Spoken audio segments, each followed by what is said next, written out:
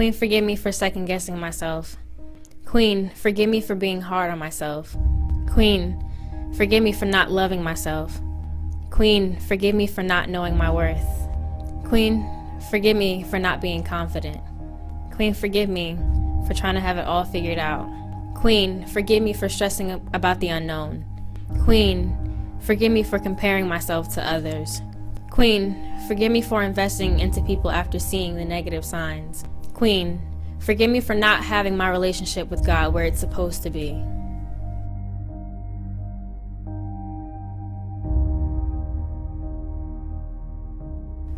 Yes, there was a time when I questioned my worth. People were telling me, all the good things, I just wouldn't believe myself.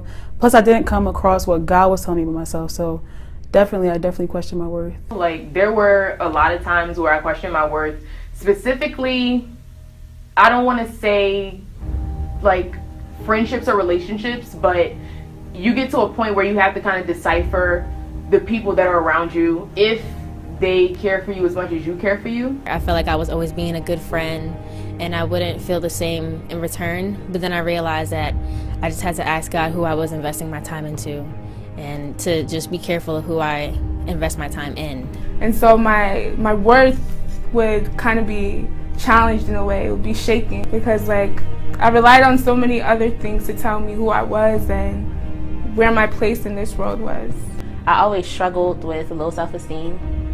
Even as a child, I was always a chubby kid. Like, no matter what, I was this chubby little girl, and people thought oh, you'll grow out of it.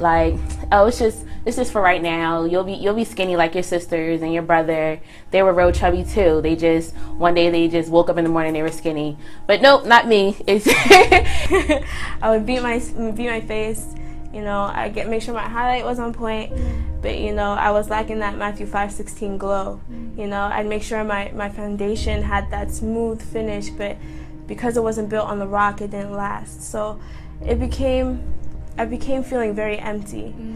Beautified on the outside, yeah, probably, but on the inside, I feel like my spirit was just craving to be beautiful. I'm a 6 foot plus size woman, and I'm taller than most guys. So I was teased about that my entire life because I was taller than everyone. At the age of 14, I was really desperate for an answer, and I looked for that answer in God. Just thinking back to it, there was so much confusion. That time period in your life where you come to question why you're even existing, that was the time period that I was coming to. And I just didn't know my purpose. I was in a really, really bad relationship when I first got to Morgan. Then I went into another even worse relationship. I was in a relationship with a girl, and my sisters was like, "Ooh, you with a girl, so you gay now?" And I was just like, "I'm not gay. I don't know. I just like this girl." But I knew what I was doing was wrong, but I was looking for love so bad that I was willing to do whatever I had to do to find it. If this girl was going to love me, then I was going to hold on tight. I wasn't going to let it go. And that what ties into me taking my life. And so I'm just like, God, why am I here? Why do I keep going through these things? Why do I keep putting myself out there? Why can't I know what to do? I have these siblings that know exactly what they want to do with their lives, and it's just me. I'm the oddball one out. I don't know what I want to do. Keep changing my major. Even growing up with a sister so close in age, comparison was the game since I was born. We were twins per se, and everything we did there was a comparison. Oh, you play sports, she doesn't play sports. You read books, she reads books, you don't read enough, or things like that. It was nature. Even in my household, I don't think it was really meant to be that way, but that's how we grew up. Some challenges that I face as a woman of color in this generation is the fact that there are actually people out there waiting to see you fail. Being a woman in this generation, to me, it can be a little difficult because you automatically have people assume because you're a certain age that you're willing to do or not do certain things, which isn't necessarily the case. I guess, being a certain age and carrying yourself a different type of way than what society is used to, it can become kind of like a conflict. So I feel like personally it can be difficult, but it has its advantages. I feel like this is something that all girls feel, you know, you have to look a certain way. You know, the person that's the most famous right now is the one that's most relevant in most guys' eyes, right? But not that that matters, because I mean, you could definitely have your beauty defined by who you think you are, right? But for the most part, I feel like in this generation, you definitely have to look A1 for what's coming out of your mouth to even matter. So society has over-sexualized the woman's body, her physique, and everything.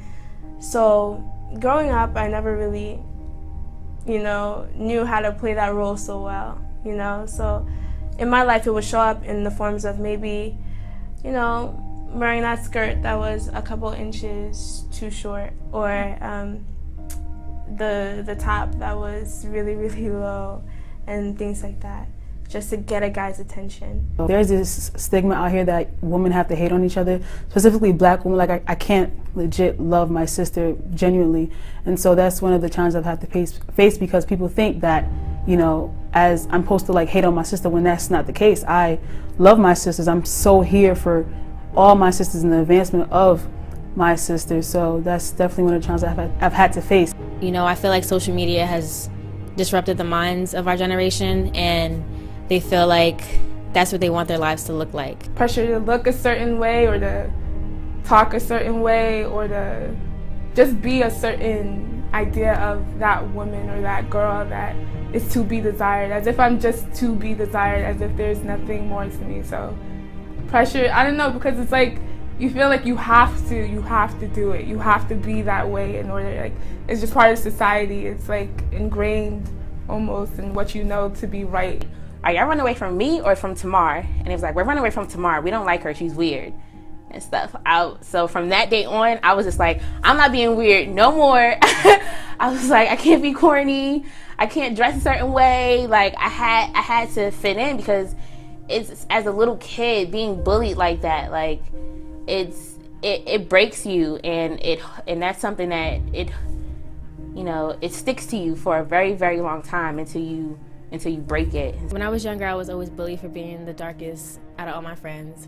And it wasn't until I came to college and met other like-minded black women like myself, it was able to motivate me to realize that my skin color is not something that's negative. And if I were able to tell the old me, I would tell her that she was beautiful beyond measure, and people would kill for your glistening brown skin. Sometimes still, because you see people on social media, like, they look this way or they're doing this, and it's like, oh my gosh, like, am I not on that level because I don't look like that?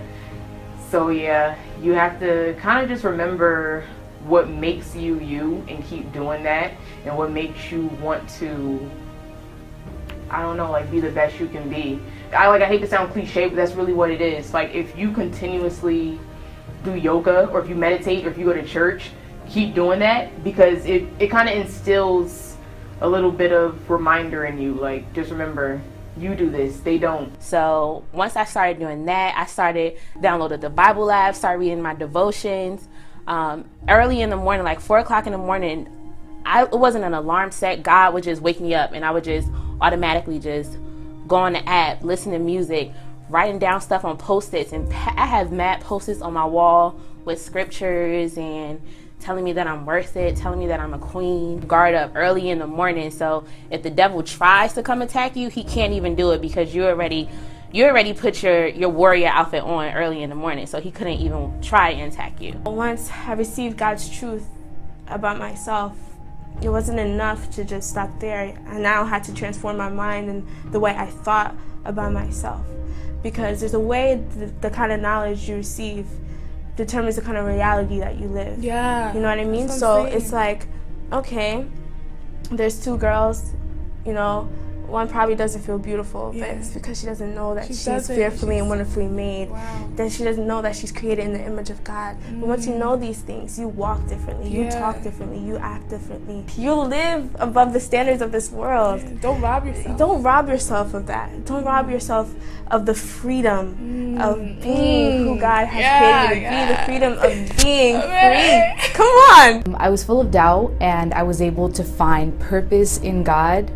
And when I did, I didn't really go back ever, because The moment I realized that I was God's daughter and that He was looking down on me and had every step prepared for me, I felt so filled that I didn't ever fall back from that, because I felt like I was so taken in and so stuck on this new love I had found that had already been there for me this whole time. Let's move forward in coming together as women. Let's learn to love ourselves. Let's not find our worth in what men are saying. Let's find it within ourselves. To know that we are beautiful, that we were created in the image of God. Like, God didn't just put us on this earth for anything. Like, we are amazing people. We have so much potential and power to legit move the mountains. If it wasn't for us, there would be nothing. So like, just keep that in mind. Just know that if it wasn't for you, you created something. So just move and make it amazing.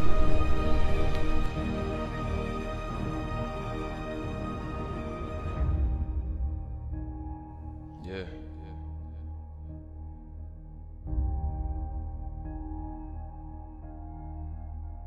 Please forgive me.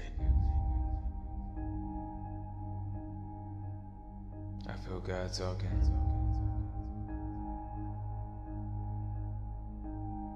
Smooth. This one's long overdue. Listen to my words as I speak. Father, please forgive me. Queen, forgive me.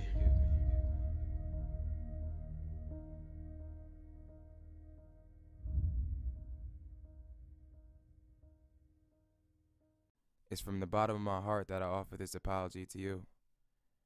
To be honest, it's an apology that's long overdue. From the moment that I left you alone in the Garden of Eden, to battle temptation that the serpent kept feeding. And even as history has made you the scapegoat of human misery, I have remained silent, hoping that no one would discover it was really me.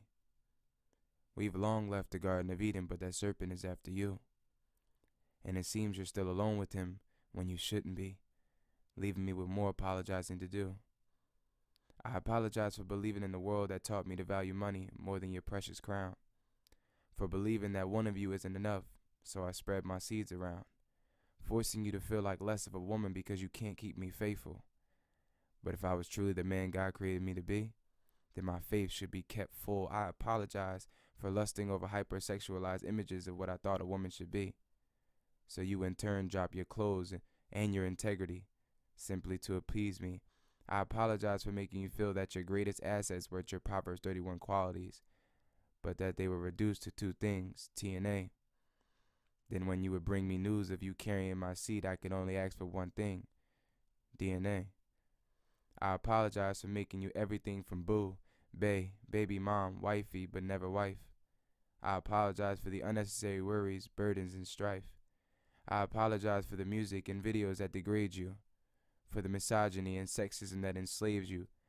I pray that I remember the Mary in you, Virgin and Magdalene, knowing that regardless of your past or present, that Christ lies within. So let me recommit myself to you, my strong, beautiful queen. But first accept my sincerest apology. Humbly submitted, your king.